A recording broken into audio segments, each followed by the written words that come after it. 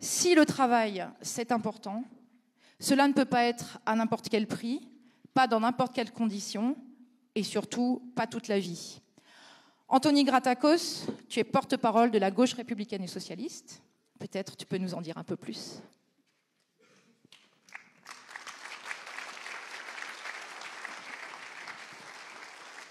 Chers amis, chers camarades, d'abord, merci de votre accueil.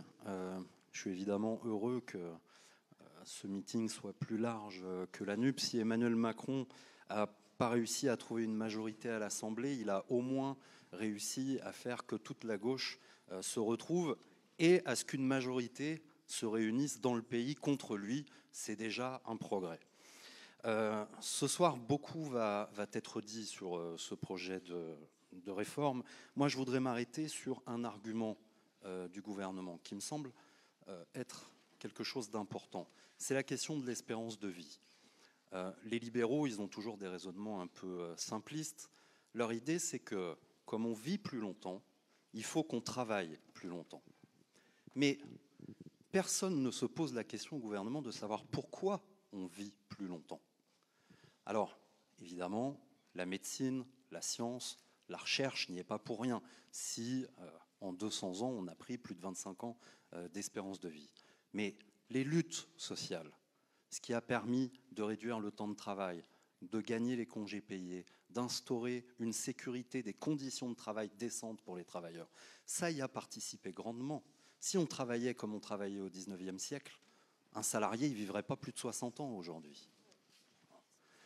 Et chaque fois, ça a été la même chose avec la droite et le capital. Depuis le XIXe siècle, la gauche, les syndicats, les travailleurs se sont battus pour avoir du temps pour vivre. Et toute la question est là. Du temps pour s'éduquer. Quel discours on n'a pas entendu quand au XIXe siècle, il a fallu interdire le travail des enfants? Quand Jules Ferry a rendu l'école publique, la primaire, obligatoire en 1871. Qu'est-ce que disait la droite à la Chambre? Mais on va retirer des bras dans les usines, des petits bras d'enfants de 8 ans qui étaient attachés aux machines. Et comment on va faire face à la concurrence extérieure? C'était ça le discours, le même qu'on entend aujourd'hui. Et chaque fois qu'on a dû leur arracher des conquis sociaux, 3 jours au XIXe siècle pour que les femmes puissent ne pas retourner au travail quand elles venaient d'accoucher, juste 3 jours, les mêmes discours. Quand, après la Première Guerre mondiale, le gouvernement a instauré les 48 heures de travail, puisque c'était 60 heures par semaine précédemment, les mêmes discours. Quand le Front populaire a fait les accords de Matignon, qu'on a instauré la réduction du temps de travail à 40 heures, les premières semaines de congés payés, les mêmes discours que maintenant.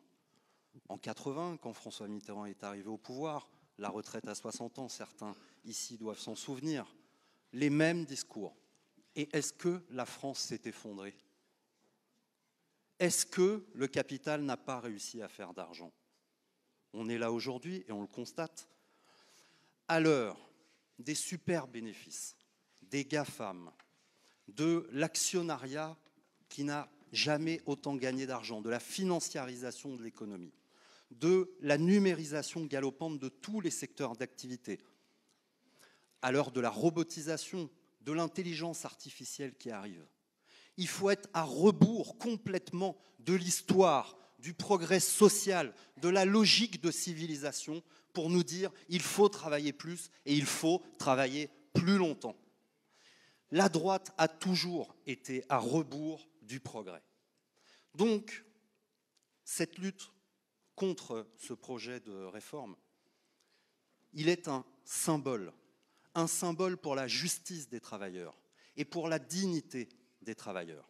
Et puis, ça fait maintenant 20 ans que d'un gouvernement à l'autre, on n'a pas vraiment d'alternance dans ce domaine et qu'on remet en cause les 35 heures, la retraite, le nombre d'années de cotisation.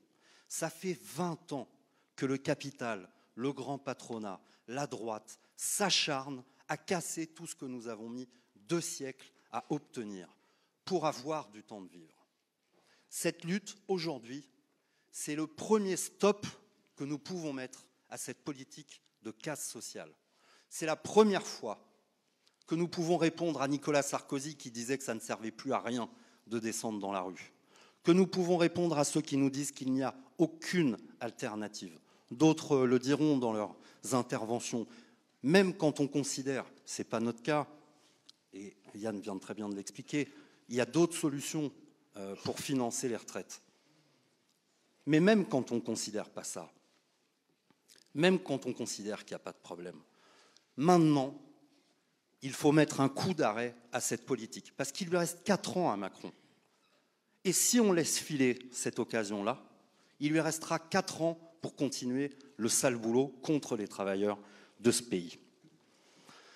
Alors évidemment, le 7 mars, il faut se mobiliser, il faut qu'on soit nombreux, il faut que ce soit le début de la reconquête de la dignité des travailleurs pour reprendre le sens normal de notre civilisation qui est le progrès social.